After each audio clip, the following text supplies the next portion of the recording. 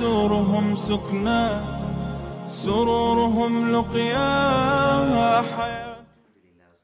السلام على رسول الله وعلى آله وصحبه وعلى ومن sauraron assalamu alaikum wa rahmatullahi wa barakatuh.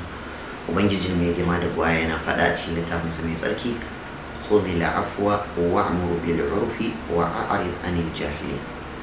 Khudhil afwa, kai ruko da afwa, wa'mur bil urfi, kai umarni da kyakkyawa, wa a'rid anil jahilin, kuma ka kauda kai gaburan wautar masu wauta.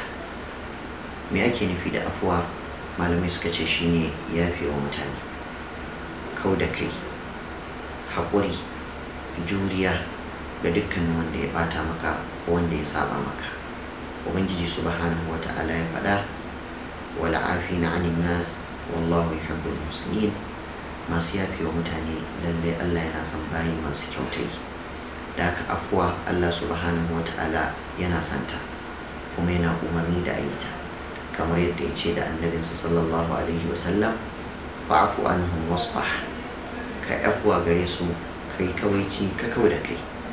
Kuma kamar yadda ubangiji subhanahu wata'ala ya umarci dukkanin mu'minai, yake gaya mana fa'afu wasfahu hatta yati Allahu bi amri, bi afwa ku yafi har lokacin da Allah subhanahu wata'ala zai zo da al'amarinsa. Manzon Allah sallallahu alaihi wa alihi wasallam yana faɗa a cikin hadisi ingantacce, ma zadallahu 'abdan bi'afwin illa izza. Duk lokacin da bawa aka yi masa abin da ya bata masa rai, zai iya ɗaukar fansa, zai iya ramawa, zai iya yin kayan itace bayan an yi masa nakara, sai kawai ci ya kyale ya yafi, ko kuma Allah subhanahu wataala sai ya ƙara masa girma, ya ƙara masa mutunci, ya ƙara masa martaba, ya ƙara masa ɗaukaka. Da haka Allah subhanahu wataala yana yafiya kuma yana son masu afuwa. Ubangiji subhanahu wata'ala ya ce, wal ya'fu wal yasfahu ala tuhibbuna an yaghfira Allahu lakum. Ku yi afuwa mana ku yafi, kuma ba ku san Allah ya yafe muku ne? Ma'ana dukkanin mai yafiya shi ma Allah yana yafe masa, dukkanin mai afuwa shi ma Allah madaukakin sarki yana yi masa afuwa.